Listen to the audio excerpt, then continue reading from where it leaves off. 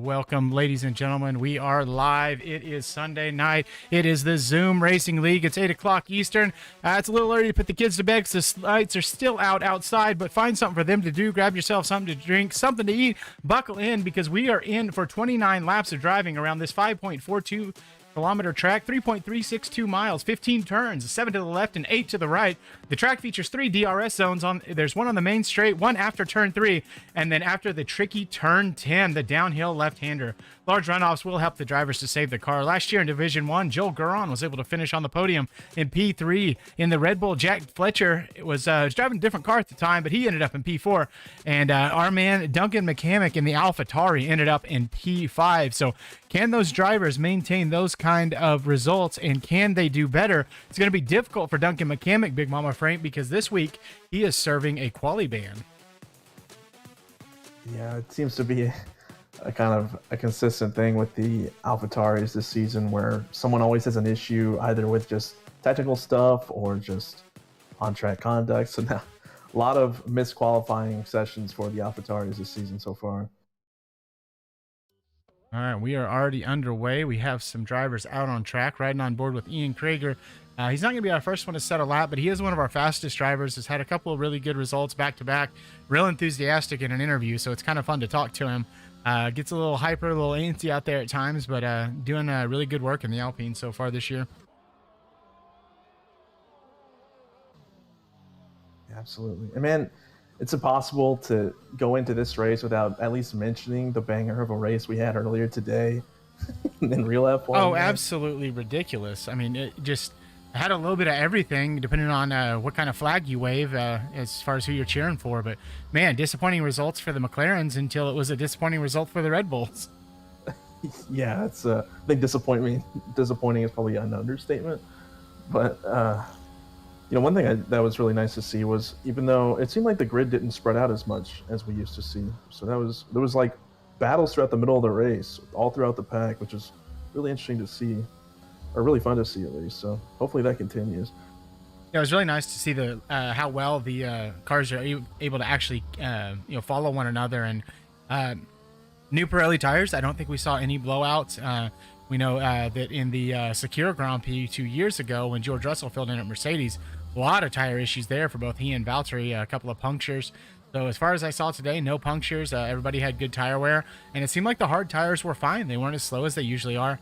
Right on board with Lee Hall as he actually invalidates his lap. So we're going to jump back a couple of spots here to, I believe, is that Tom? Tom will be our first one to get a clean lap across the line. But yeah, at the end of the day today, both Red Bulls failing. That's the defending champion and his rear gunner out.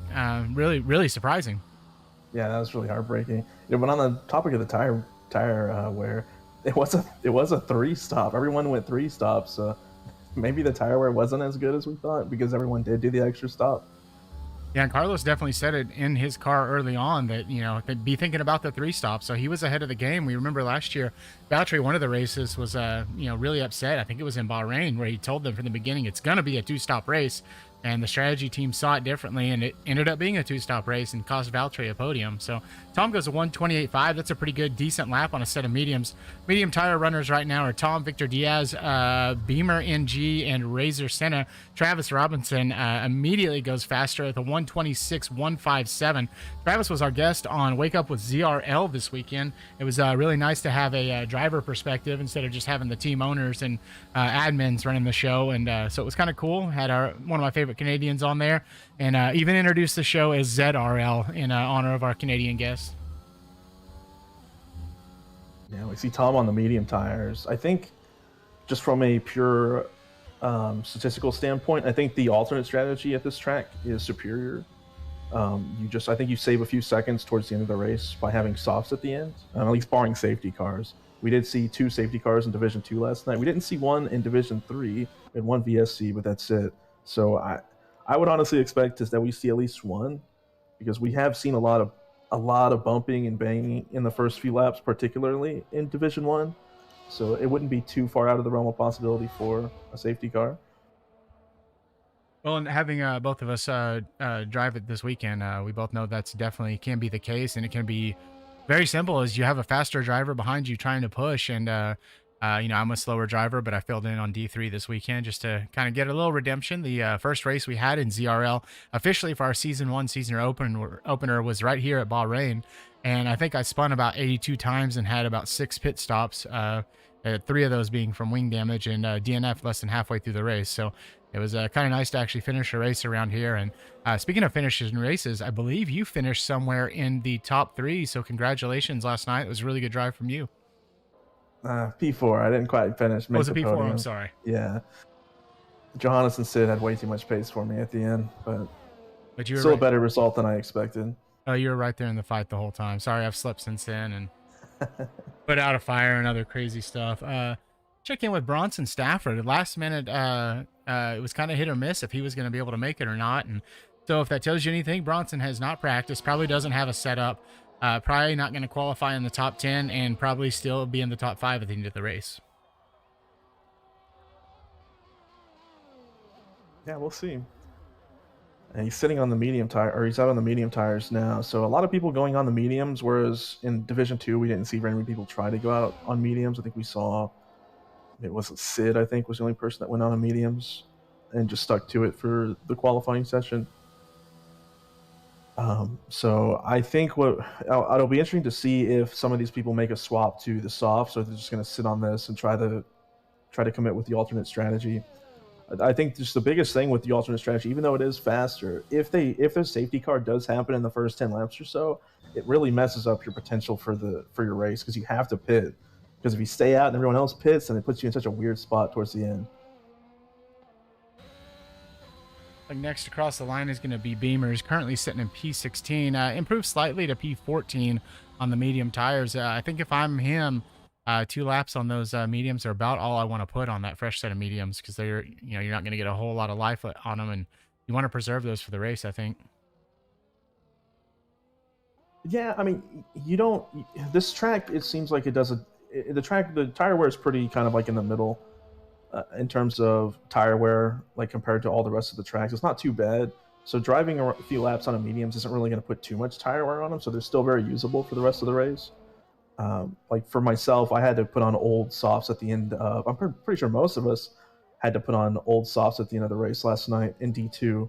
So those tires still were able to hold up for a good chunk of the race, or I mean for the amount of laps that we needed to do. So just a little bit of wear isn't going to be too bad. Oh no, and there goes Joel Guron spinning in the S's in the middle sector. Look here, see if we can see any damage on his car. I don't see any. Ryan Zebra so far the only one with damage. It looks like he just took a little too much curb with a little too much throttle and just kind of did a 360 in the middle of the track. So he didn't hit anything else. All right, well, as Tom goes by here, we'll take you through a quick lap as we come down to turn 1, heavy on the brakes at the end of the DRS zone. The tight right-hander. We'll switch the camera so you can actually see it from the driver's point of view.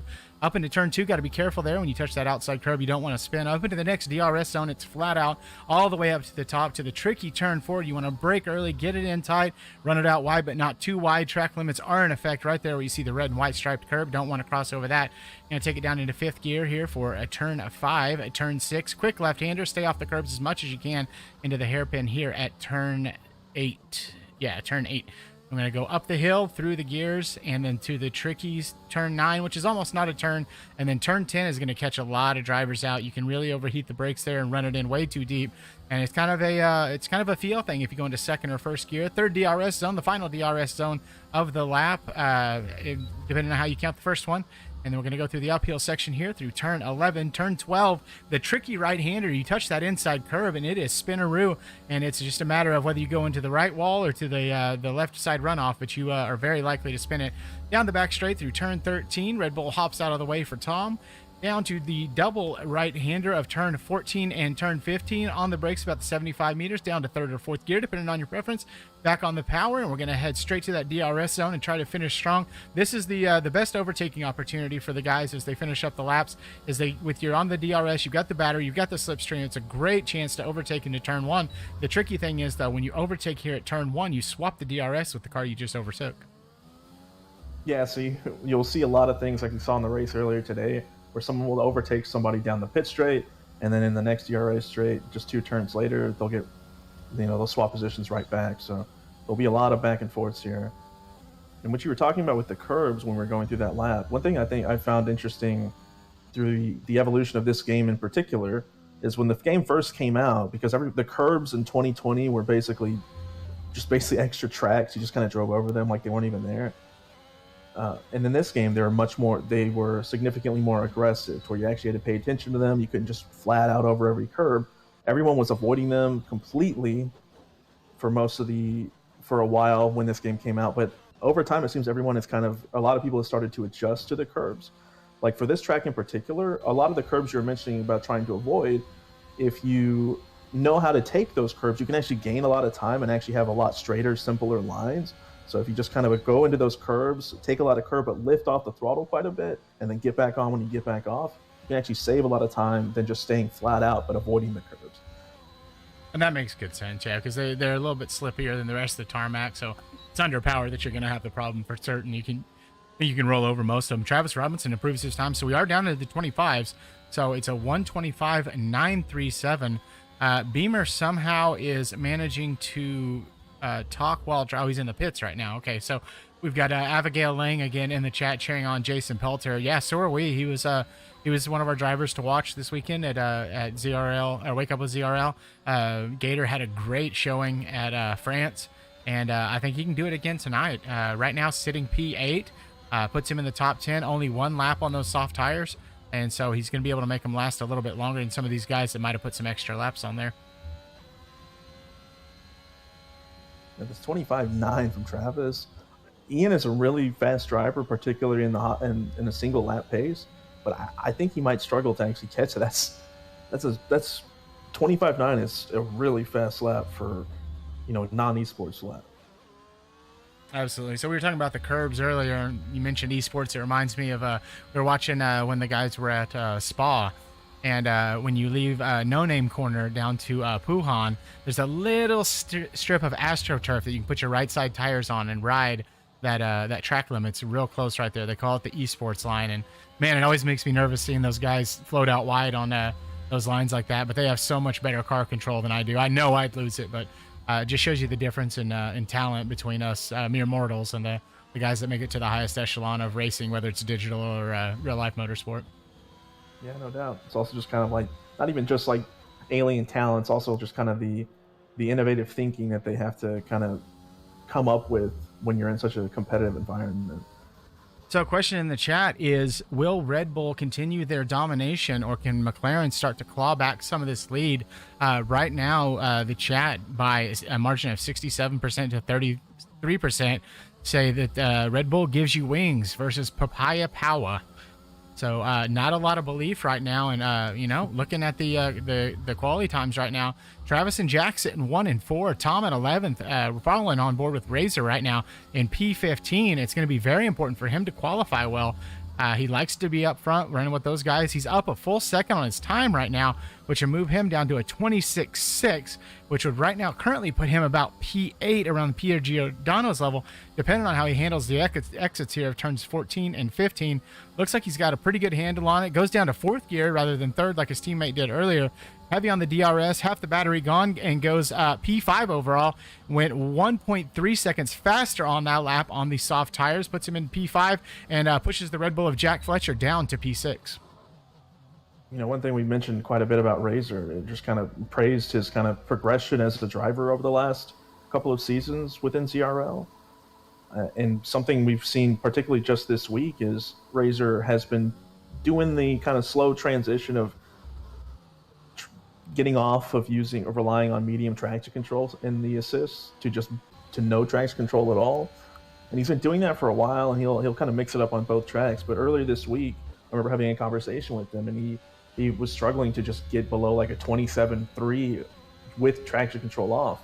And then with advice from some other drivers and just practice, he's already improved quite a bit so far. So this is a really impressive week of practice he's had. Yeah, that's really great. Riding on board with Jason Pelter, currently sitting P11. Would like to get in that top 10, but then again, being P11 and having a free tire choice isn't necessarily a bad thing when there's so many different strategies seem to be able to work. One of the memes here in ZRL is Sid going on to the hard compound tires. So once he went on the hard compound tires last night, we were ready to call the race for Sid, but he did on the that late safety car or was it a virtual safety car, decided to get off the hards, didn't save him. So we haven't seen a driver actually finish the race anywhere competitively on the hard tires. Are they even worth taking, Big Mama Frank, or do you think 2 sets of mediums is better? I don't think hards are worth it pretty much on any track. Maybe France was the exception, but even then I kind of struggled on them compared to the medium pace when I used them. But I think the one person that can pull it off is Sid, who's our resident tire whisperer. So he definitely he pulled he made the hards work really well for him at Japan. We saw earlier this season in his late race battle with Beamer. And so if anyone can make it work, it's going to be him. But I think for everyone else, everyone just prefers just to deal with the old mediums. Oh, right on board with Jason Pelter. He invalidated his laps. We're going to jump on board with Tom. He's on an out lap. We'll actually kind of run back through the order because Victor Diaz has popped up to P2, Bob Loblaw up to P3, and that pushes Jack Fletcher all the way down to P7 in the Red Bull. So the Red Bull is split by quite a wide margin. Let's see where Barney Goatmere is. He should be on a hot lap. He's up nearly 2/10. He's all the way down in P16, though. Take a look at Jack Fletcher as he crosses the line, or he's on an out lap. Looks like he's got Travis Robinson just ahead of him. They look to be setting up a tow pretty well right here. Travis punching that big hole in the air. However, it looks like they got a Haas coming out between them, and Jack's going to make it just around that Haas. Is that a Beamer finishing up a lap here? Beamer stays P17, though. At the Mercedes of Barney. Barney going with the, sorry, this is Joe Guron we're on board with. He is going for the last lap, burn off all the fuel I can strap. This is one of the tricks that a lot of the quicker drivers know about is you will just run around on those high revs and burn off all that extra fuel right before you start your final lap. So Joe Guron is going to be the only AlphaTauri that can set a time right now. He's all the way down in P16. He's going to be out on a flyer here, and he's got a lot of time to make up if he wants to get a decent result. Otherwise, it's P16 and P20 for the AlphaTauris. And Barney Goatmere was able to get 26.8, go to P10. The reserve race, he was able to put in a 26.4, which would put him around P8 right now. And so yesterday in the DT race, he wasn't able to get under sub 27, but I think he's capable of much higher pace than that. Peter Giordano on a good flyer here, up almost 3/10, moves up to P6. So Jack Fletcher moves down another spot as Peter improves too. So Ian in P3, Peter in P6. You know, we asked the question in the chat whether it was going to Red Bull as Travis improves his time even more, goes 25.9. So the only driver in the 25s right now. So a lot of ground to make up there as people are finishing up their final flying lap. Razor Senna on an out lap. I think he invalidated his last lap. And so he's going to have one last chance to make something happen here. Let's jump on board with Jason Pelter. Sorry, he's in the pits. Will Graham. And that's his best time of 1:27.055. He's going to be done for the day. Victor Diaz should be next across the line. See if he can improve. He's actually slower right now. We'll stay P2. 200s. He got 200s on it, but it was an improvement, but not a big one. Here comes Barney, his teammate for this race. Across the line, goes to P12. That's going to be it for him. Next across the line should be Razor, I believe. No, he's got a ways back there. We'll check in with Tom. Tom's gonna be our next one to set a time across the line. Joe Guron will be right behind him. We'll see whether or not Tom can improve here. I didn't see a Sector 2 time. Can't tell if he improved or not, but across the line, he brings that papaya power, Mercedes power pushing him and cannot improve. Check in with Joe Guron, who's been pushed down to P17, does not improve. He's going to stay right there. He spun in the same spot in the S's again, so unfortunately he wasn't able to complete his lap. So Ian is done. What can Peter do here? Peter's also going to the pit, so he's done. Just Lee Hall coming across the line. It is Lee Hall in P5. Can he improve? He does, and Lee Hall goes 2. And the Aston Martin pushes Peter out of the way, or Ian, Victor Diaz, and that puts Jack Fletcher all the way down in P9. Jack Fletcher is in danger here, being pushed out. Razor Senna still in P8. Can't push Jack out of the way. Can improve to P6, though. Really good lap from him. Let's check in with Jack Fletcher, who's unfortunately invalidated his last lap. Travis Robinson should be coming into the pitch. Yeah, he is. And let's check in with PBJ making his D1 return. And he had invalidated his lap as well. So he's going to go back around, I guess. So right now, Jack's the only one that could improve a time. Everyone else is in the pits or has a checkered flag. Jack pulls into the pits, and that's going to be it for qualifying, folks. Travis Robinson is P1 from Lee Hall, Victor Diaz, Ian Kreger, Bob Loblaw, Razor Senna, Damien in the Williams in P7, Peter Giordano, your defending champion in P8, Jack Fletcher in P9, Tom, the other McLaren in P10. Running out the bottom 10, Tom, John Ranger, Barney, Beamer, Bronson, Will, Jason Pelter, PBJ, Joel Guron, Ryan Zebra, and the only driver not to set a time because he is serving a quality ban is Duncan McCamick in the Alpha Tari. Hey, folks, we thank you for tuning in tonight. If you're watching, you could have been anywhere and you chose to be here, and I super appreciate it. Do us a favor, though, if you could like and subscribe, comment in the chat. Let us know who you think's going to win. I know Abigail's already pulling for Jason Pelter. I know we got a couple other fans in the chat that have their favorites picked out, but I want to hear from all of you right now. Who's going to win? Is it going to be Travis Robinson? Can he lead from lap 1 and hold on all the way, or can Lee Hall and Victor Diaz say something about it? And what about the Alpines? The Alpines seem to be there in every race, and can they do it again here in Bahrain? Folks, will be back in just a few minutes. Go grab yourself something to drink, grab some tater chips, and don't forget about PBJ. We usually shout out PBJ, but tonight he's driving, so he's not going to hear it. We'll be right back, folks. All right, folks, we are back. Predicted tire stop strategy: soft, medium, or soft, medium. Some of the drivers will early on try to go onto the hard tire. Big Mama Frank told us earlier, not a great idea. It can be done, but man, it's going to be a rough one for you. You're not going to have a good time doing it that way. And so we look at Travis Robinson as he leads us around on the formation lap. Good news is, unlike a couple of our other races, and especially in our Division 3, we've been having a lot of issues with desync in the lobby, and the lobby just completely breaking. So it's nice to see all 20 cars actually on the grid and moving, and no one parked or parked sideways or randomly pirouetting through Sector 3 by themselves, as we've seen in a couple of other different rounds here recently. Oh, man. Let's actually take a look right quick at the tire strategy, and it looks like most of the back half of the field starting on the medium tires. Big Mama Frank, is that a good plan? Yeah, it's like I mentioned before. It's just the alternate strategy is just really strong, and on top of that, the idea also will be to, if there is an early safety car, you'll expect the soft runners in front of you to box, which will give you track position. So that is one thing that you can possibly look for, but it's just, like I said, the alternate strategy is a little bit quicker on this track. And it just kind of gives you a little bit of flexibility with your tire strategy later. Well, in Division 1, it really is a gamble to assume on a safety car. We do seem to have a lower safety car rate in Division 1. Part of that is just the skill and talent of the drivers. The other is I think they're using hacks. That's the only thing I can sort out. Is most likely. Yeah, speaking of hacks, Travis Robinson with the backwards pirouette towards the grid. Interesting strategy there from Red Bull.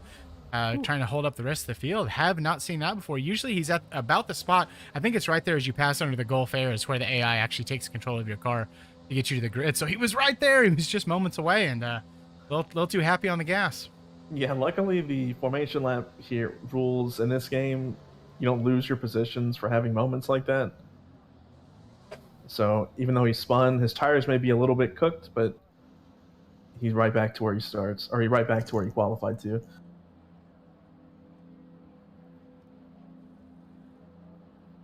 All right, folks, here we go. We've got 29 laps. It looks like we've already jumped to lap 2 on the timing screen. Back to lap 1. That means the lights are coming on. It's 1, 2, 3, 4, 5 lights on here in Bahrain, and we are underway. The drivers are going to get their pedals all the way down to the floor. The Mercedes gets a great jump, splits Travis losing spots immediately. Travis has lost about 5 spots. The other Mercedes, a Beamer on the of Barney, seems to be making up a few spots there. Big loser there is going to be Peter Giordano, has lost out 11 spots all the way down to P19. Pit stop strategies, don't care about that right now. We want to know what happened. Barney, Tom is around in P20. Tom is off the track. Is Tom out of the session? Looks like he has lost his front wing. Bad news for him. Your big winner there is Lee Hall. Lee Hall has jumped up into P1. Victor Diaz, P2. Travis Robinson losing 4 spots there on the open of the race. And we've got Will Graham around at turn 5. I think with Travis, just that spin, his tires are just way too hot. He just could not get grip at the start. His rears were just flying all over the place. Got another local yellow for Will Graham down in P20. Don't know if his tires are just hot as well and having a little bit of issue there. So Travis with a lot of stuff to make up here. Big movers right now. Ryan Zebra already up into the top 10. from P19. Duncan McCamick up 7 spots from P20 all the way up to 13. Quali Band doesn't seem to be affecting him so far. PBJ's right behind him, moved up 3 spots into P14. The guest this week in the Aston Martin, making his return to Division 1. So it'll be interesting to see what he and Lee Hall can work out here as far as strategy goes, and maybe score some big points for the Aston Martins.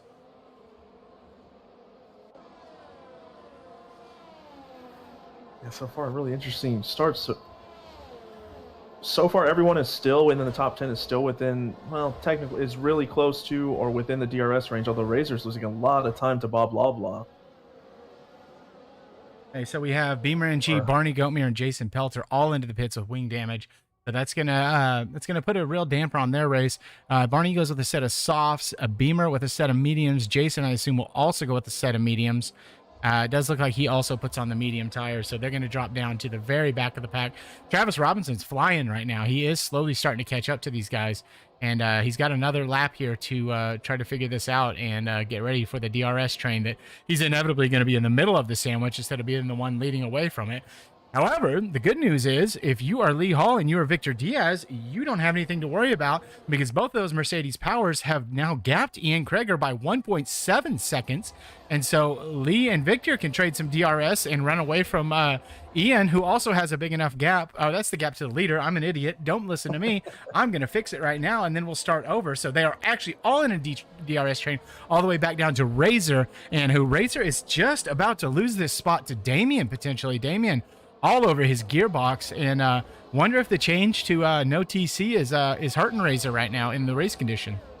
It may be that, although I do want to apologize. It's no longer Bob Loblaw, or formerly known as Bob Loblaw. He's going by Eric McNerney now. So, and folks, on my timing screen, I do still have it as Bob Loblaw, so that's my fault.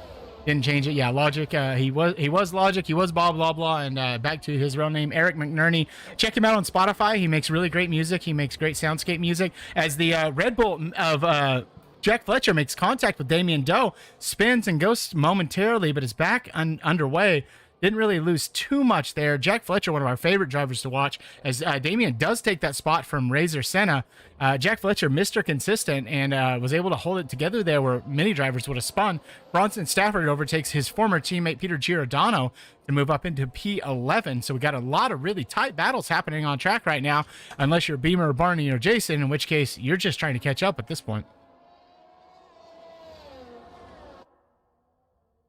Yeah, I think for these guys towards the back of the pack, their only hope in this race is a safety car. But we saw things last night where we had both guys like Sid and Johannes having big moments early on in the race, still finishing on the podium because of safety cars. So right now I'm on board with Travis Robinson. We did have a 4-car pack. It has now become a 5-car pack. Well, no, Bob's been there the whole time. Again, folks, I'm an idiot, and I've been up way too long today. But so Bob is slowly losing that gap, though, and he's running the risk, potentially, of running out of that DRS range. So hopefully here on the straights, Bob usually likes to run a lower wing setup, lower downforce setup. So he's usually really quick on the straights. Likes a little more twitchy, oversteery type setup. But, yeah, it doesn't seem like the DRS is helping him because he's actually losing time on the DRS straight right now to these guys. He was 0.8 back, now 1.2 back. He's barely going to keep it within the gap here as we got a good little fight, little scrap ahead of him. Travis Robinson around the outside potentially here of Ian Krieger, and Lee Hall early on the brakes and negates that for Travis. So we did have a little side-by-side battle going there for just a second, but Lee a little quicker on the brakes than the other two and holds both of them up. And this is going to go on for some laps here, folks. Oh, a little bump. Little wiggle from Ian. No harm, no foul there. Doesn't look like Travis has any damage to his wing, but man, you hate to see contact like that, especially in these tight, twisty portions of the track.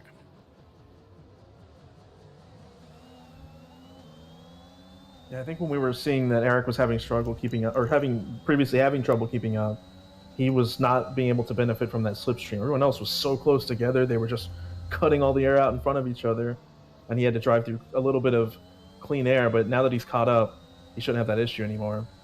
Jack Fletcher takes advantage of the DRS and a little bit better exit there at a turn 10. Takes that spot from Razor Senna. We barely caught it there. And yeah, Razor just not looking like his normal self right now. But I'm sure he's going to get it together here in the next couple of laps. His partner Tom's dropped all the way down to P16. No good there. And as I mentioned it, we actually have a yellow from Tom. Spins right there at turn 12, like we had talked about. Likely touched one of those inside curbs. May have turned in just a little bit too early for turn 13, and Tom is going to be struggling, and he's going to be back there. He's going to be the conductor for the struggle bus, as Jason Pelter, who we were really pulling for, is going to be the caboose. Ooh, big contact between Victor and Lee at the front. Lee was run off track a little bit, but he's back on. Ian invites himself into the party and takes that spot. Tom gets a 5-second penalty for speeding in the pit lane. I wonder if he's pitting for damage. Both the McLarens into the pits right now, so no double stack, though, because Razor had already come in. Razor is tired of the softs, goes on to a set of mediums. Tom also going down to a set of mediums, so they're going to drop down to P15 and P19. No, Tom is going to go all the way to the back into P20, so Tom Hatcap not having a good night tonight.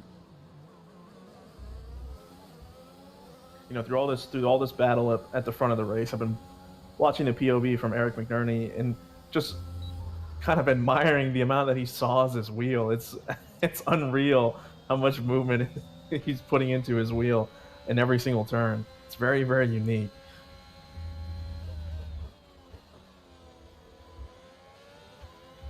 And you just see that right there. Just like, look at how much he's just... It's like, I mean, there's all those talks of back in the day of Michael Schumacher always making these tiny little corrections on his steering in every little corner. But this almost looks comical with just the way it's represented to us and the spectators, at least. It probably doesn't look like that to him, but it's just... It reminds me a lot of when Fernando Alonso was with Renault, and he had the same thing. He really just would drive those tires in there so hard. He would oversteer the front and just cook those front tires, and you'd see him working them back and forth. A little slippery there from Travis Robinson, and Travis and Bob are both going to get through here on Lee. If Lee's not careful, Lee's got to stick it outside to keep it safe. Bob, Eric McNerney working his way back in, and they're not done right in front of him. So we're on board with Bob. He's got a ticket to the show as wheels almost touch there. Drivers do keep it clean. Really great battle. Travis Robinson does get that spot from Lee Hall. Lee's going to eventually get him back here. Lee with a little bit tighter exit, a little bit better traction, and Bob has the best seat in the house. So we're lucky to be on board with him right now as these two are battling it out for a podium position potentially. Yeah. Man, Lee has had a rough last lap and a half. He's lost 3 positions. He was leading the race. Victor had a battle with him and took the place from him, and now he's all the way back to 4th. He's still in it, though. Well, the ghosts of real life are haunting the McLarens as Razor is back into the pits onto a set of hards. So currently the two McLarens running 19th and 20th, and to me that's an absolute shocker. Yeah, I'm not sure. Our telemetry doesn't say when Razor broke his wing, but it says he changed his wing when he just went into the pit, so he may have damaged it at some point. That didn't actually get reported, so it's a really unfortunate race for these guys. Duncan McCamick, one of our big movers, started in P20 all the way up to P12, 5 laps on those medium tires. And if you're looking ahead, you're Duncan McCamick. It's going to be you and Bronson Stafford here in about 4 or 5 laps because all these soft runners are going to have to pit very soon. I think 10, 11 laps. Big Mama Frank's about all you're going to get out of those softs, and they're going to get pretty useless.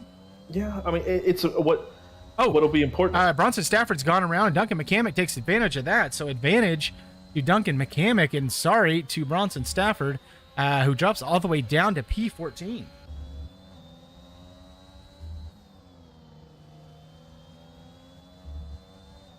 We were saying about the tire strategies. Apparently, the medium tire not working for Bronson, but he should be able to stay out a few more laps than the soft runners, right?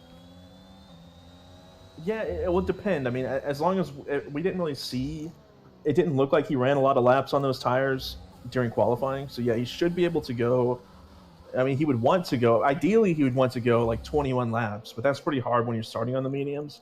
But it is possible. 21 laps, and then you're just flying at the end. But usually you'll probably get between 15 and 16 laps. But sometimes you want to go earlier and just try to stretch those softs really long just for track position's sake. Because just riding the DRS train is worth, having to deal with more tire wear at the end of the race.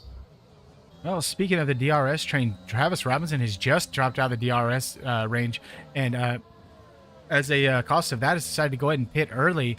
Probably a few laps earlier than he needed to, but if he's going to lose the DRS, it means he's also going to be losing track position, so it might be a really good time to come in. Ryan Zebra started in P19. He's all the way up in P8, so from P3 down, it looks like we have a DRS train for our top 3 of our top 6. Big gap to John Ranger. So Ryan Zebra, if he can get clear of John Ranger, going to still have a pretty good big gap to make up there, as Peter is now sucked up to the back of Duncan. The two of them are going to go to work on Ryan Zebra and John Ranger. And not great qualifyings for them, but Duncan McCamick absolutely running away right now, just running wild, and has made up 11 positions already.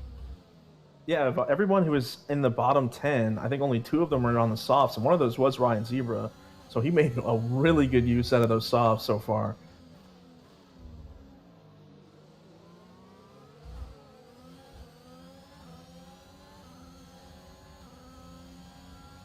It'll be interesting to see here. Lee Hall, is he going to pull the same strategy here and pit early, because he's going to want that track position? Oh, he looks like he's struggling already on those softs. He's a little wiggly, little wobbly there through turn 12, and so he's going to be the conductor of the DRS train. So rather than drag these guys around and continue to get overtaken, we'll see if he dives into the pits. It's a bit early, like we said earlier, but at the same time, you don't want to lose out all those spots. You'd rather try to go for an undercut here, and Lee Hall does just that, does dive into the pits. So he is going to drop back several places as Jack Fletcher now promotes into P4, and we'll be chasing down Bob Loblaw here. They're all going to have the DRS.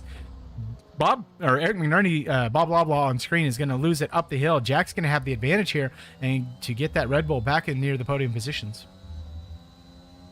Looks like we have Damian Duke going into the pits also. He was having a pretty good race so far, sticking with that secondary DRS train. So Damian and Lee both go in for the medium tires, so they went soft medium. So we'll have the free choice of tire at their next pit stop. There's I think you can make it 20 laps on those mediums. It just depends how hard you want to push. And in Division 1, you have to push. You have to use, almost every bit of those tires if you want to finish anywhere in, in the top 10. Yeah, as long as you have the right setup where you don't have too much, as long as your front suspension and your front anti-roll bar is not too stiff. You really can only set it at 1, really, for a track like this on the dries. These tires should make it all the way to the end. The only issue is just, is the pace going to still be there, or the pace that's on those tires at that time enough for you to finish in a solid spot? Because like we mentioned before with the alt strategy, those guys are going to be absolutely flying on those softs at the end of the race. Yeah, no doubt about that. So now it's a matter of who blinks first in the top 5. All of the top 5, as well as Peter Giordano and Ryan Zebra. It looks like Jack Fletcher and Victor Diaz are both going to blink, and they're going to drop off those soft tires early. Try to get the undercut, try to get a little bit of track position just ahead of them. We also have Ian Krieger, so the first of the Alpines to pit. Bob Loblaw inherits the lead of the race, and Duncan McCamick trying to complete the last to first without setting a qualifying time because he was serving a quality ban, moves up into P2. And so here in a lap or two, we're going to see Duncan McCamick inherit the lead of the race, and the remaining 3 behind him will have to pit. So that is going to potentially put us with an AlphaTauri 1-2 at least for several, maybe 10, 11 laps here. And while you were speaking there, Travis did succeed in the undercut on Lee and Victor. So he's up at about a second and a half on them. Now that's the name of the game, folks. You got to nail that out lap. We heard Max Verstappen in the race today. Of course, he didn't realize at the time it was a fuel issue, but he was complaining about how slowly he was having to go. Well, he was down on fuel, didn't have the proper fuel pressure from his primer pump, and so was complaining that he wasn't being able to catch up to Charles Leclerc. And early in the race, I don't know if you caught this, Big Mama Frank, but he was complaining about the Apex engine braking feeling weird. It was doing weird things, and I think that was that engine starving for fuel, and they just didn't know how to pinpoint it. Yeah, it must have been. I think also, though, when in talking about Max being upset about his outlap, I think they had told him to go easy on the outlap because the new tires aren't as quick in the initial lap. And so he was upset that he could have gone faster if he had just pushed himself rather than listening to their advice. So I think he was just yelling at his team in that moment. And we definitely saw the same thing with Lewis Hamilton when he came out of the pits. Peter Giordano and Ryan Zebra into the pits. When Lewis came out of the pits on those hard tires, immediately loss of traction. Looked like he was about to spin it. PBJX is sucked up to the back of Joe Guron, nice and tight. Going to have the advantage of the DRS. They're on the same tire strap. Joel's slightly more experienced this time, if you will, just because PBJ has taken some time out to focus on ACC and iRacing. But now rumors in the paddock are PBJ is back for a full-time drive, locked into D2 for next season. So D2 drivers have something to worry about here with PBJ once he gets back into his full form.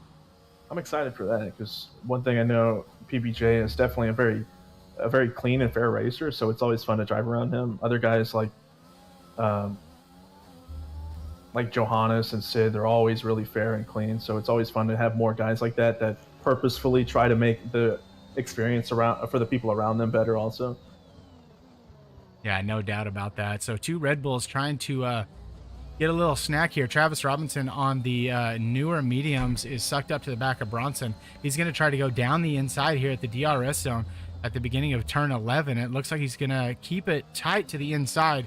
Could have pushed Bronson a little wide there, but Travis, another good guy, good clean racer. So these two are just going side by side up through turn 12, turn 13, and looks like Lee Hall has invited himself to that party as well. As Bronson Stafford goes around, looks like he may have lost his wing there.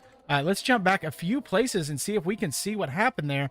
Looks like Bronson does have it going as we're on board with his former teammate, Peter Giordano. Bronson Stafford did break his wing. It's half broke, so he is going to have to head into the pits. Earlier pit stop than he was going to want there. Only 10 laps there. Bob Loblaw, his teammate. So dangerous here for the Ferraris. The potential of a double stack. I think they'll be fine, but man, Ferrari down in P11 and P12. Trying to get on board with Bob, and I'm on the wrong camera view. He's exiting the pit lane now, so Bronson will be just fine as he goes in to change that wing. John Ranger's just still not deciding to go in yet in the Alfa Romeo. 11 laps on the softs, so he's doing an extended first stint here, and that's going to be advantage to Joel Guron because I don't know how John can stay out more than another lap here. yeah, it'd be very difficult. While we were speaking, a lot of battles going on between the five net race leaders. We had Lee actually overtaking Travis, and then a big battle between Ian, Victor, and Jack Fletcher. Meanwhile, Damian Doe spins it at the beginning of Sector 2 as he heads down towards turn 8.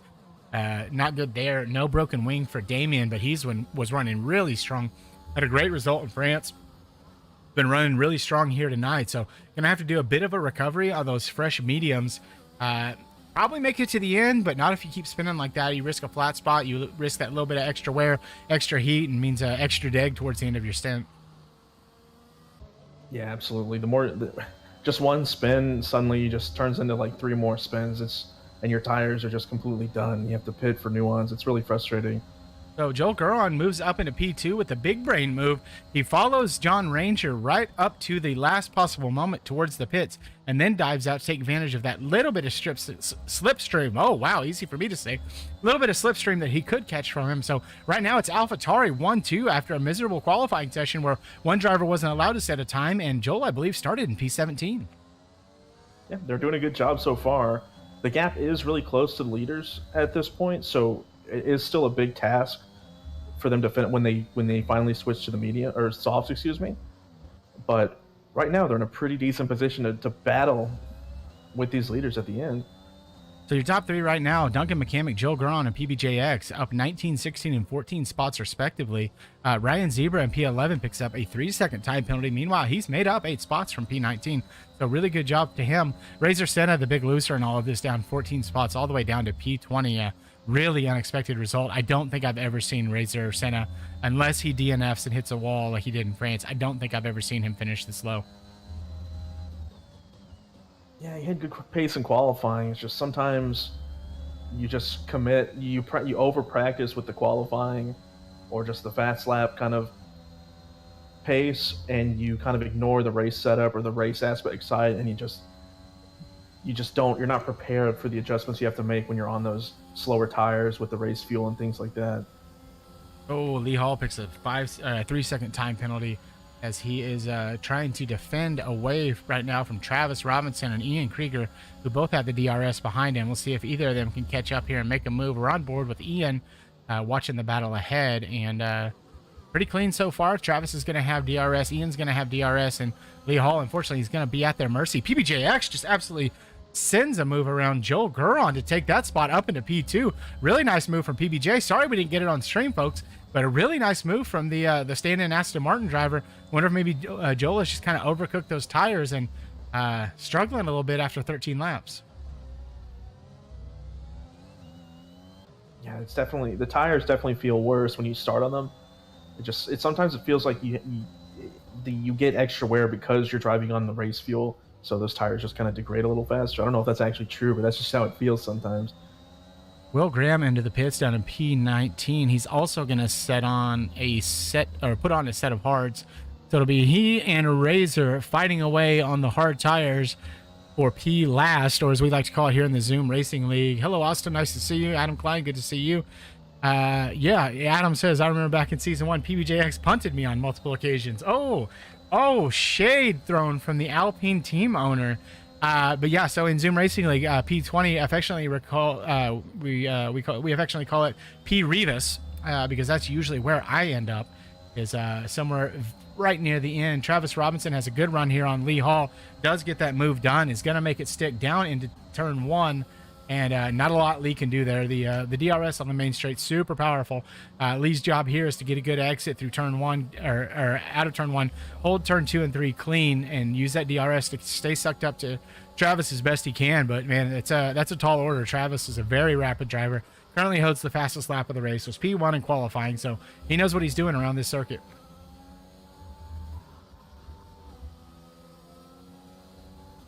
You know, one thing I want to point out is I think we have a few people in our chat that generally play this game on consoles. I think the narrative right now surrounding the next game is there will be crossplay, so we may be able to have leagues with PC and console players for the next game in our league, so that might be exciting. Very interesting. Travis Robinson ahead, runs really wide, may have had a little contact from Lee Hall. Travis has the DRS, overtakes Joel Guron, probably team orders there from the Honda garage. They do work very closely together between the two teams, and it makes sense when you have 4 cars versus the powerhouse of the Mercedes power. You can use all the help you can get. The poor little Alpines are stuck all there by their lonesome, and the Ferraris having 3 teams. Is Joel Guron, did he spin, or that was a massive lag spike? That was because he ghosted, went off track, and then appeared behind 2 other cars and loses 3 spots on that whole deal. So loses out to PBJX, then Travis Robinson, then Lee Hall, Ian Krieger, and Joel Guron wisely into the sells me the dummy, does not go in the pits. Jason Pelter is out. Where is Jason Pelter on track? He has lost it uphill going into turn 11. The next driver that will be close to him will be Barney Goatmere. So we'll see as Barney comes around through turn 11 here, if we can see what happened. And yeah, Jason just spun it and stuffed it in the barrier. Crazy enough, just a localized yellow, not even a VSC. It's kind of a safe spot. It's off the track to the left, away from where you're going to try to turn in. So no real danger for the drivers there, according to the game. So carry on.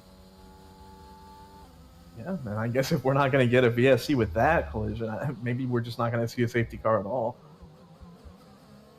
They've got a tight little pack here, as Joel Guron had lost that spot, lost a whole bunch of spots here. So Travis is within 0.3 of PBJ. Right behind him, Lee Hall, Ian Krieger, and Victor Diaz. So your current leader on track through pit stops, as Travis sends it down the inside of PBJX.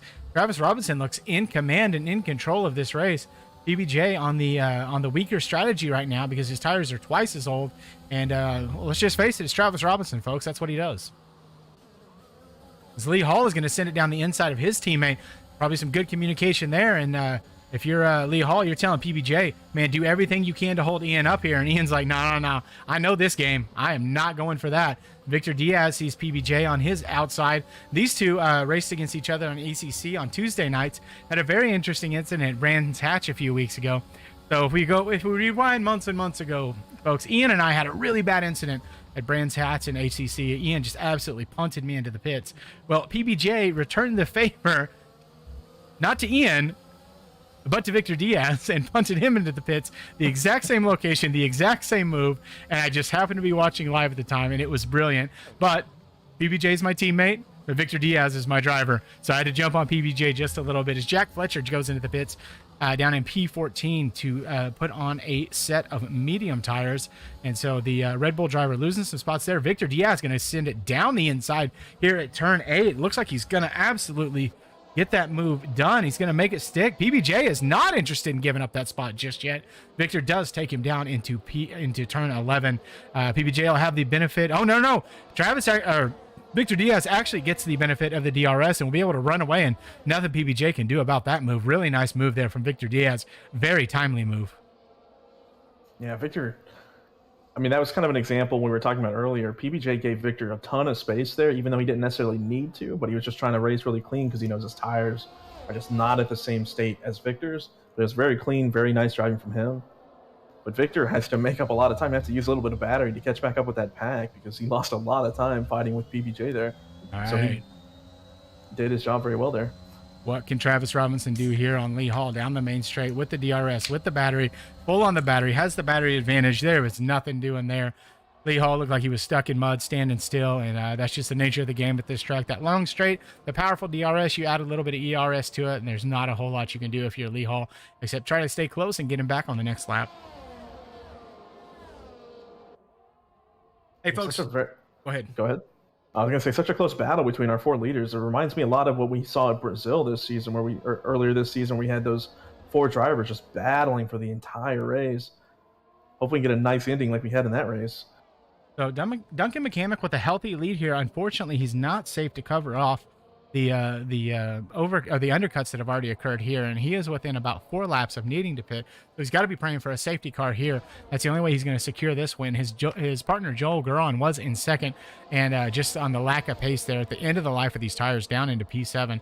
Hey folks, we are 18 laps into this race, and that is 18 opportunities across the start finish line that you could have liked, you could have subscribed. So why don't you take a moment and do that right now? Tell us in the chat, do you think can Travis hang this out? Does Duncan McCamick have a trick left up his sleeve? Can Lee Hall do something here, or the Alpine's going to be on the charge? Let us know what you think in the chat right now.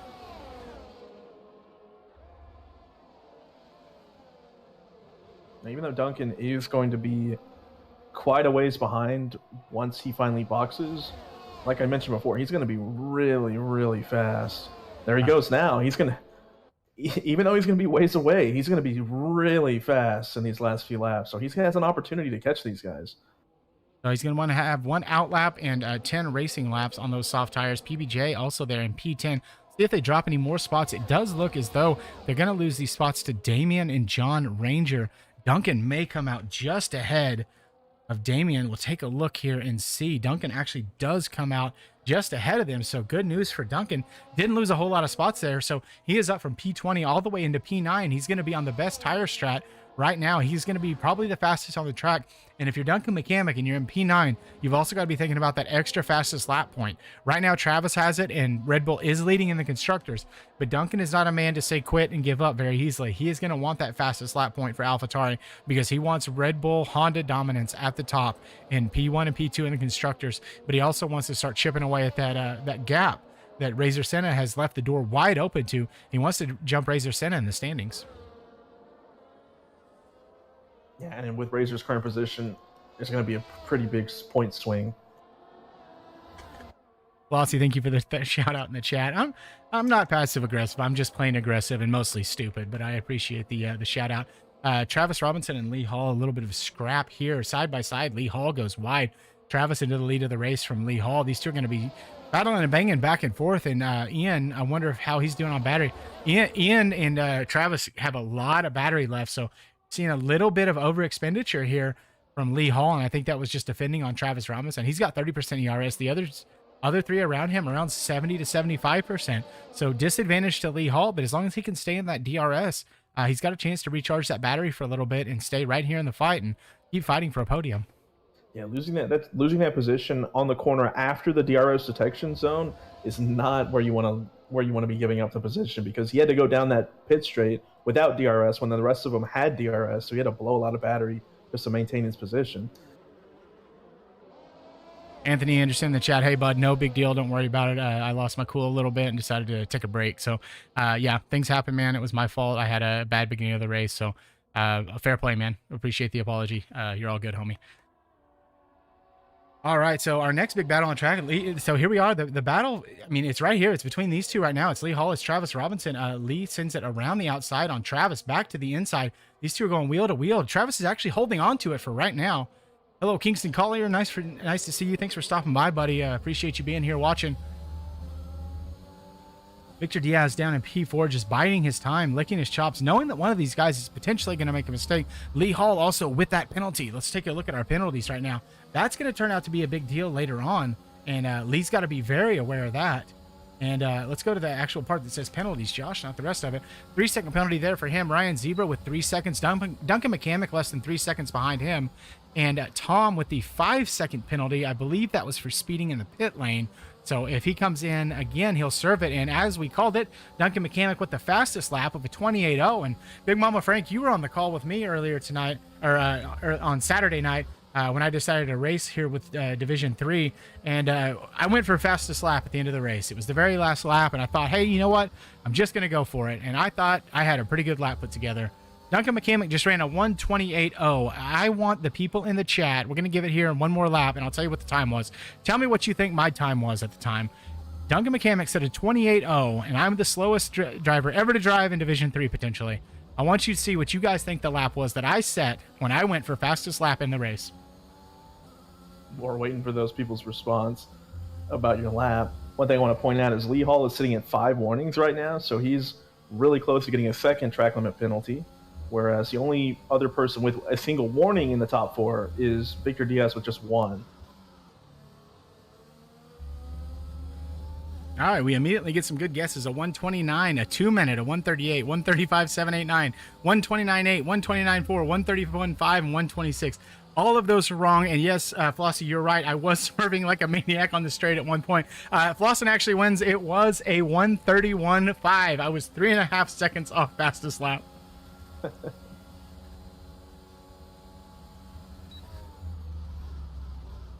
That's just a warning for you kids learning how to play this game. Don't drive with full traction control like Rivas did. Shh, you don't have to give away all the secrets, Big Mama Frank. Come on, man. All right, so Joel Garon at some point is gonna have to pit, right? Or did I miss it while I was talking about myself? He did. He's on fresh softs. He's on his out lap right now. Okay, there we go. Oh, Damien, little bit of a touch there with John Ranger, and hit the wrong button again, folks. And John's going to get that position from Damien. Damien also going to lose out because of the DRS, and so a little bit of bump there, and yeah, a little bit of split of the Williams there for John Ranger. He takes that spot from Damien. He's going to start trying to hunt down Ryan Zebra. Kingston asking, what is my least favorite track? Big Mama Frank, I'm going to have to think about that one. What's your least favorite? Paul Ricard, right? My favorite track is absolutely Monaco, because it's not a track.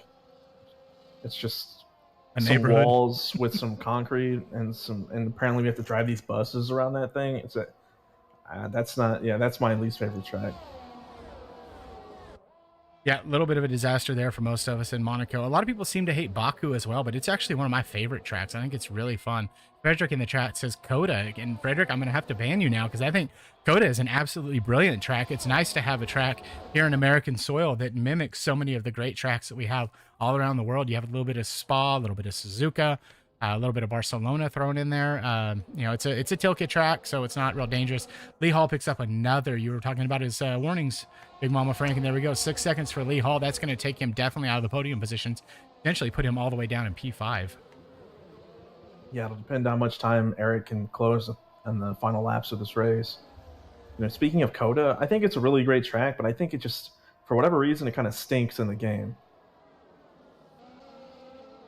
Just the S's are just weird, and you have to and it's one of the few tracks you have to go with some really weird setups in terms of your camber. So a lot of the track feels goofy, just so you can be really fast on the really high speed corners.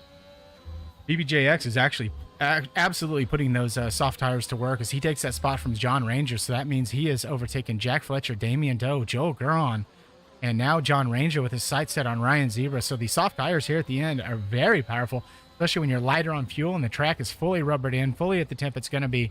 Later in the night at a track like this, the temp starts to fall just a little bit. Taking a look at our weather report, it looks like the track temp has dropped about a degree. So nothing major, but it does make a difference. These tires like to stick a little bit better at cooler temperatures on the track. Yeah, it helps with the degradation also a little bit too. Keeps the temps just a tiny bit lower. We're looking at Duncan looks to be pacing about a second, 1.4, 1.5 seconds a lap faster than the leaders right now. So he may catch them at the end of the race, but he may not have the tires or the time left to be able to actually overtake any of them. But he might be there. Well, he does have the DRS on Bob Blah Blah down the main straight, and now up the second DRS zone towards turn 4. He's going to have it as well. We see Bob harvesting energy right there. He's depleted a lot of his battery, defending away. Going to side by side through turn 4, and Duncan gets that move done. He's going to have a really good exit here, and Duncan is going to have his sights set on Victor Diaz. But 8 seconds to make up in the next 5 laps is a big ask. That is that's over 1.5 seconds a lap, Big Mama Frank, and I think that's a lot to ask right now, even as fast as these soft tires can be. Yeah, especially since at this point they're going to start dropping off just a little bit. And just the problem that he has now is just he's in just totally clean air, which might be a good thing because you won't have to deal with dirty air, and dirty air can be tricky on this track. But the DRS for everyone else is just going to make up for that time. Bronson Stafford up into P16 over Will Graham. Bronson on the fresh softs over Will Graham's older hard tires, so no surprise there. Bronson in P16. I suspect here towards the end of the race, we're going to see Bronson also try to push to take away that fastest lap point, because if your teammate can't have it, then you definitely want it, and you definitely don't want your competitor having it, especially when it comes to constructor standings. Absolutely. You know, even though Duncan may not actually catch the leaders towards the end of this race, for a guy who had a quali ban and had to start from the back of the grid, this is an amazing finish for him if he finishes here and has no issues. Right on board with Jack Fletcher. He has made up a whole bunch of time here. He has slightly fresher tires than John Ranger, so the French-Canadian driver without the advantage of the DRS. Jack's spent a lot of his battery to get to this position, but he's just going to leave him absolutely standing still. And so John Ranger, not much you can do there. So Canada versus America. America wins. Jack Fletcher gains the position. He is up into P10, so that's a Red Bull 110 right now as it stands. It's quite the big Red Bull sandwich, if I do say so. John Ranger almost gets the position back from him there. A little bit of a wheel bang there. Jack Fletcher's right rear making contact with the left front of John Ranger. Both of them come out clean and okay, but John Ranger, that's got to be really unsettling. And Bronson Stafford, folks, I am not a prophet nor the son of a prophet, but there he is going for fastest lap with a 1:27.8. Goes a full 0.3 faster than Duncan McCamick. So that is the bar to beat here in the closing stages of this race. Yeah, and he is on the freshest set of soft tires, so it's going to be really difficult for anyone else to kind of match that at this point. Maybe Damian Dew and maybe Tom might be able to, since they're on just about equal tire strategy. So DRS not really helping Lee Hall right here. He is slowly closing up to Travis, but Travis has built such an advantage here that it doesn't seem like the DRS is going to do a whole lot for Lee here in the closing stages. So if you're Ian and you're Victor, you're looking at a podium here. And so your battle's between one another. You want to get around Lee, but really you got to focus on, if you're Victor, make Ian make a mistake. Make him lose his cool. He's a younger guy. You might be able to get under his skin a little bit. And Victor Diaz, a little bit more experience, a little bit older. Going to have to put in that work to make Ian make a mistake. Because if you don't put that pressure on Ian, unless his wheel comes apart again, it's very unlikely that he's going to make the sort of mistake that is going to push Victor up into P2. Yeah, it's such a hard place to overtake when you're this far deep into a DRS train. You just have to get the perfect exit. You have to blow your entire battery, and you have to have the perfect slipstream. And it's just so hard, particularly since Lee has been able to basically keep Ian and Victor behind them for so long. It just seems like them being able to neither of them want to take the chance of losing this position, because if they do, then Lee suddenly might be able to hold this position with the penalties. Taking a look at Damien here on slightly fresher softs than Beamer. They just swapped those positions around, so it's a pretty good fight here. Beamer, of course, is a reserve filling in this week for the missing Alfa Romeo driver whose name escapes me at the moment. He replaced Pilon here just last... No, Beamer got the seat full-time, didn't he? Yeah, he did. Pilon went back to reserving. Yeah, Pilon's reserving, had some real-life commitments that's going to keep him away from the raceway for a while here. Let's jet back up front with our leaders as we... go to the second DRS zone here, and really no real movement here. Just kind of everybody holding sway. Travis used a lot of battery. Lee is slowly recharging his, and everybody behind him got about 60% or so battery. Just kind of waiting for that last lap pounce, it looks like. I don't know that they want to do much more than that, but harvest here and stay within the DRS and make that last lap pass that's gonna, give them the heroics, give them the highlight moment. I don't know. Ian is getting really close to Lee. We might see a lunge before this lap is over, just so we can get in position to try to attack the leader. The Bentley ACC teammates of PBJ and Jack Fletcher about to have a little scrap here. PBJ is 0.4 behind Jack and has been steadily tracking him down. BBJ does have the tire advantage for the next 3 laps. He's getting, depending on how long he's been pushing, he's getting towards the end of the life of those softs, but this could be a little scrap here to the end for the teammates. As you're speaking, Lee actually took the lead of the race from Travis Robinson. So now Travis has to worry about both the car in front and in the behind, and he does have less battery than the people around him at this point. Well, not too much, but the 3 and 4 car definitely have more battery than everyone else. And Lee Hall, the thing to watch out here is you got to worry about Duncan McCamick, who has slowly closed that gap. He was 8 seconds behind. It's 5.7 now. 6 seconds of penalty for Lee Hall. Well, that's going to drop him from the lead of the race all the way down into P5 potentially. Yeah, and I think the idea here was to clear Travis and just try to push as best he can to just try to build up a decent enough gap so Duncan can't overtake him. Let's look what the actual gap to leader is here. So currently 6.8 seconds. We're going to keep it on this view right here because that's going to be very important Aston Martin and AlphaTauri points. If Duncan can cut that gap to less than 6 seconds, that's huge. That's enormous for Duncan McCamick to go from P20 to P4. Now it's not a first to last challenge or last to first challenge, but last to fifth, that ain't too shabby, especially here in Division 1 of the Zoom Racing League. Hey folks, as we close in, we are on the penultimate lap. We have 1 lap to go. So if you haven't done it yet, like, subscribe, and tell us right now, can Travis hold on? Will Ian make a late last gas pass to try to win it? Can Victor do anything here? And can Duncan close up that gap? He's already done it now. Duncan just 6 seconds, 5.9 seconds behind the leaders. Can Duncan pull off a P4 here?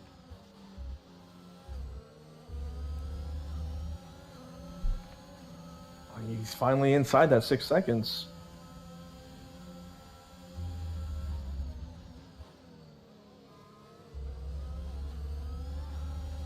It looks like Victor may lose out on the DRs. Or no, he actually does get. He's just inside in the detection zone, but did drop down to more than a second behind.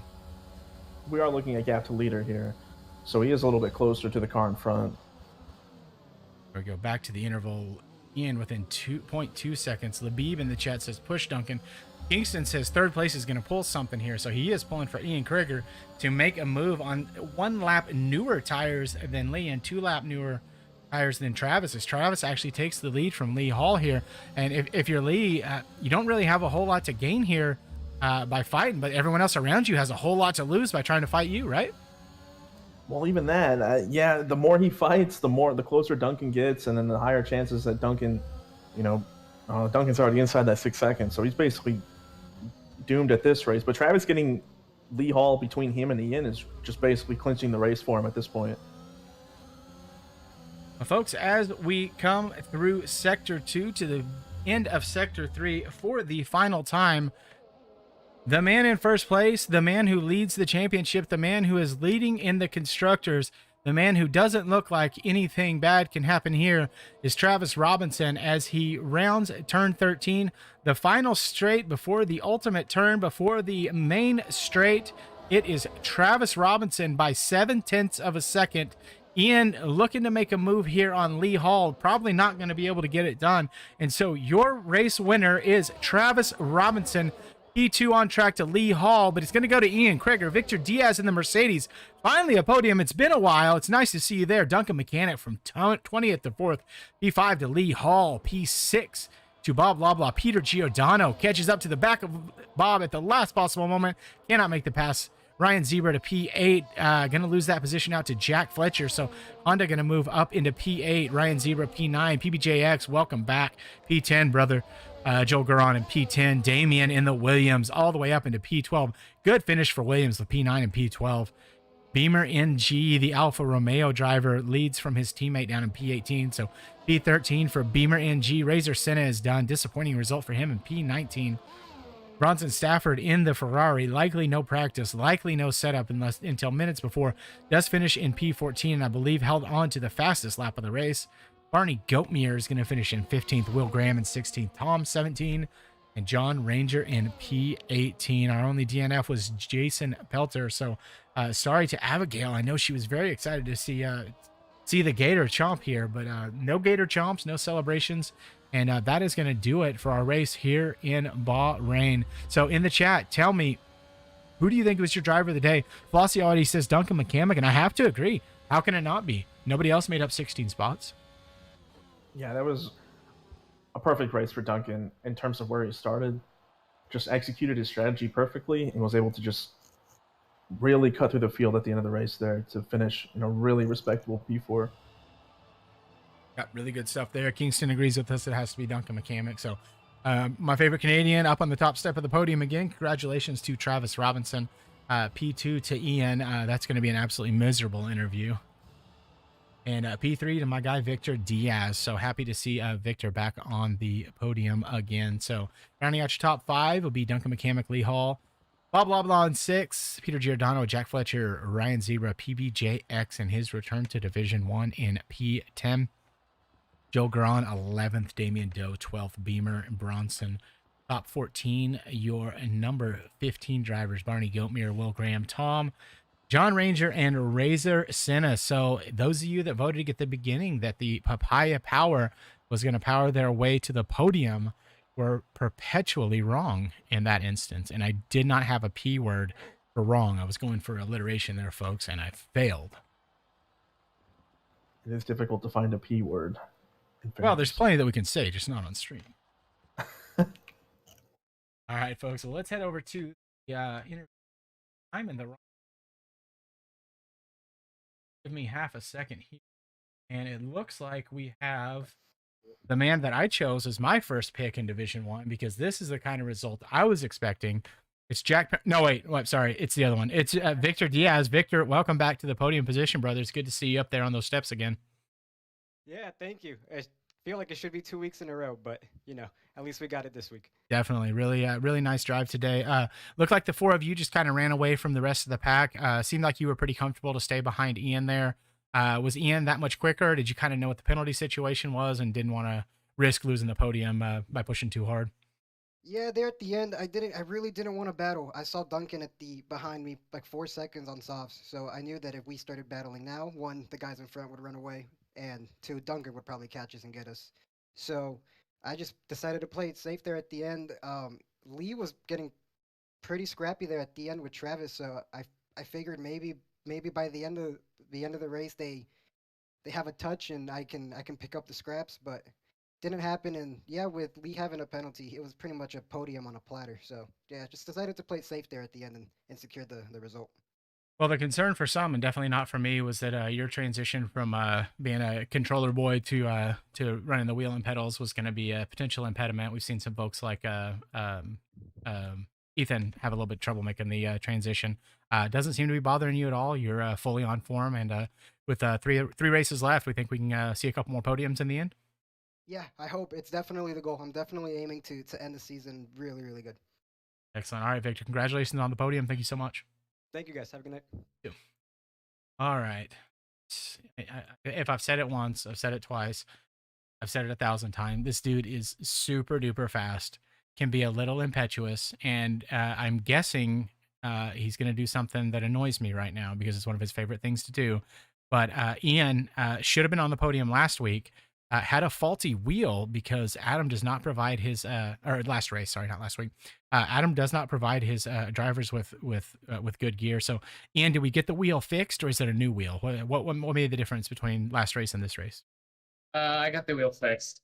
I fixed it myself.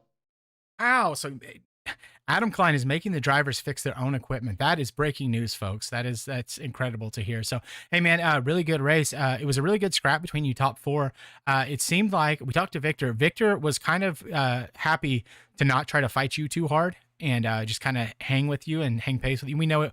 We know you're super duper fast. You and Travis are 2 of the fastest people in the league, hands down, no question about it. But talking to Victor, he was happy to just kind of stay there with you because he knew about the penalty situation, and he was kind of hoping that you might get, a little bit excited and try to fight with Lee there. So were you happy to kind of just stay with Lee, or were you kind of itching to get in that fight? Yeah, I was trying to just stay with Lee, to be honest, since he had time penalties. And I know Victor is not going to send a dive bomb down into turn 1 and start battling me, and then Lee and Travis run away. Yeah, you and Travis teammates in ACC last season, and now rivals here, rivals in ACC. Is it a little bit different? Travis is such a nice guy, but man, he races hard, right? Yeah, but it's fun racing him. He's clean. He's fast. Was there any point during the race you thought maybe you got the strategy wrong, or maybe you should have pitted a little bit earlier to try to get that spot from Travis, or do you think you had the right strategy the whole time? I think I had it right the whole time. Well, you ended up in P2, so I guess the numbers don't lie. So Alpine continues to increase their lead over McLaren. As you saw, the two McLaren drivers saw a not a great result. So can you and Peter wrap up this constructors championship, or are we going to be? Is it going to be a big fight with Red Bull all the way to the end? Um, and hopefully we can wrap it up soon. All right, Ian. Well, really good drive. Congratulations on the podium, and we will talk to you later, man. Thanks, you. Well, ZRL cannot get enough of our next guest. He was a guest on Wake Up with ZRL. And as long as you keep winning, I will not call this league ZRL anymore. It will be ZRL in honor of my favorite Canadian, one Travis Robinson. Congratulations on P1, sir. Uh, hey, Big Mama Frank and Toto Rivas. Jeez Louise, that was a race and a half. Holy cow, Kind of the sweaty. struggle was real. Yeah, I'm not too sure if you guys saw, but I decided to spin out on the formation lap at the last corner. We caught it on And stream. We caught it in 4K, and we will post it in your highlight video, sir. thank you, thank you. Yeah, turns out doing that gives you 20% tire wear on the rears and 110-degree Fahrenheit tires at the start. So my off the line, I almost spun out because my tires were so overcooked. It was struggle, and that's why I had to pit early because I needed to get off those things. They were awful. Couldn't get the temperatures back down. So Big Mama Frank did call that had to be the reason that you didn't get the good start, because normally every now and then you'll lose out on the start when you're on the front row, but it's very rare. But it was obvious in this one. So how, I mean, is there anything you can do there, but other than just put your head down and get after that first stint, or are there Yeah, no, strategies you can employ? I didn't actually realize that my tires were like that until about two corners in, and I look and they were suddenly at 20%, whereas on the formation lap they were on 9%, and then the temps were all the way at 110. So I was like, oh crap, carried over.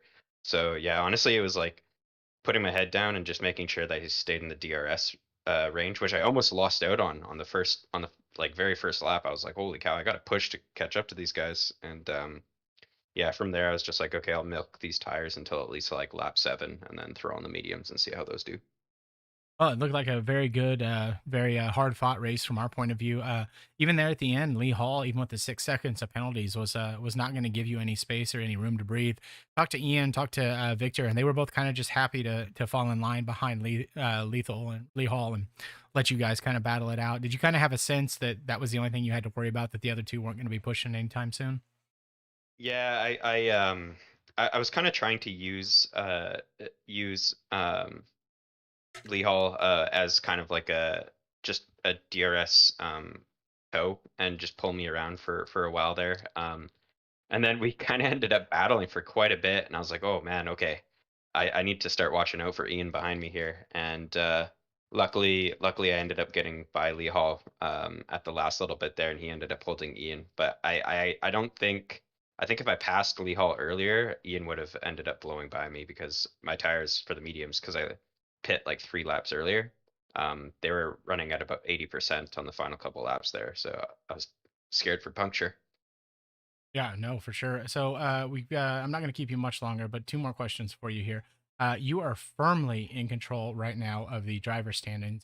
Razor had another miserable race, finished down in P19, I believe. I think part of that is setup related and a little bit of change that he's going through as far as running how he runs his traction control. So right now, it feels like you're totally in command of that. And my question, though, is for the constructor standings, because Alpine had a really good finish. And Ian just told me, and I'm going to let you in on a little secret here. I think he's full of it. But Ian thinks that he and Peter are going to wrap up the constructors before the final race. What do you have to say to that? It sounds like Ian. But you know what? I have full faith that Jack's gonna make a bounce back. He had great pace for Bahrain. He just unfortunately his pit stop strategy, he forgot to change his next tires to medium, so he ended up having to do a double stop, which was not his original game plan. But I think if Jack didn't make that mistake, he would have been right there with us, and that would have just helped build the constructors gap as well. So I have full faith in him. I'm sure he'll come out over the next couple races, and I think we only have 2 races left. But yeah, he'll come out flying, and we'll hold on to the constructors too. All right. Well, congratulations once again. Once again, just a great drive from you. We're kind of getting used to it, and if you want to mess up again, it'd be fine. So next week we're going back to Jeddah. How do you feel about that track? That I think I said it the very first time I drove it, is the most terrifying track I've ever driven in an F1 car. It is so bloody fast and so easy to nick a wall. Like I find it more challenging than Singapore, just Oh, because of the speed element of it. Any sort of little mistake and you end up colliding with a wall. So yeah, we'll see how it goes. Hopefully I maintain this type of performance and don't come into any troubles, but you're bound to have one at least once a season. So who all right. knows? Well, we won't take any more of your time. Go celebrate, enjoy your night, and we appreciate you stopping by, Travis. Yeah, as always, thank you for commentating, guys. Absolutely. And it's a good time here, Big Mama Frank. Love talking to Travis. Really insightful guy. Really, really kind. That's why I say he's, my favorite Canadian. It's hands down. So, Big Mama Frank, we are done in Bahrain. We've wrapped up all 4 races. Academy, Division 3, Division 2, and now Division 1 is done and in the books. Looking forward to Jeddah. What's your take on that track? I think Jeddah is a blast to drive. It's just kind of boring to race on, just because the lack of slow corners makes overtaking difficult. Everyone just kind of gets stuck in DRS trains. But I think it's a really interesting. Outside of turn one, I think it's a pretty fun track to drive. Yeah, I definitely enjoyed it last year, and I know a lot of our drivers were really skeptical, and it's the same with people in the real world. They were real skeptical that it was going to be a good track to drive, a good track for racing, and it turned out to be fairly entertaining. So we'll see what the best of the best here in Division 1 can do here in just a little over a week, or 1 week from tonight. I'm real good at time and calendars as well. So what? Any big surprises for you today, aside from maybe Duncan McCamick? My only big surprise was the fact that the real life Red Bulls were worse than the Red Bulls in our league. That's that's really. Hmm. Yeah, difficult. And my surprise was our McLarens emulating real life. Really surprising result. The two of them, it seems like when they're both here, they do fine. Tonight was bad, but so maybe what we needed was one of them to miss tonight, because it seems like when either Razor is not here or Tom is not here, one of the two of them gets a podium. And both of them being here tonight, being at the back, it is a one-off, and I think they're going to come back stronger in Jeddah. Razor is a street circuit specialist, and so I think he's going to come back really strong. Yeah, I hope so. I think Razor definitely is significantly more capable than the results he's had the last 2 races. All right, well, that is going to wrap it up for here. For us, words, difficult, tired, sleep, need. Thank you guys so much for being here with us. We appreciate you hanging through to the end. All of you that have been here since we started the stream. Even if you tuned in, you tuned out. Saw some new names in the chat. It's nice to see Kingston. Nice to see Anderson, Labib making a visit. Flossie stopping in. Appreciate all you guys. It really makes this easier when we have some folks to interact with. There's only so much we can talk about on track. So you guys being here, you guys liking and subscribing makes this a lot better. So we want to keep putting out good attendance. Oh wow. Woo, good content. There we go. Hey, Words, how are you? Friday night, we'll be back with the Academy race at Jeddah. Saturday morning, it will be Wake Up with ZRL. Saturday night, Division 3, then Division 2. And then 1 week from tonight, on Sunday night, we will be back here for Jeddah for Division 1 of the Zoom Racing League. Good night, folks.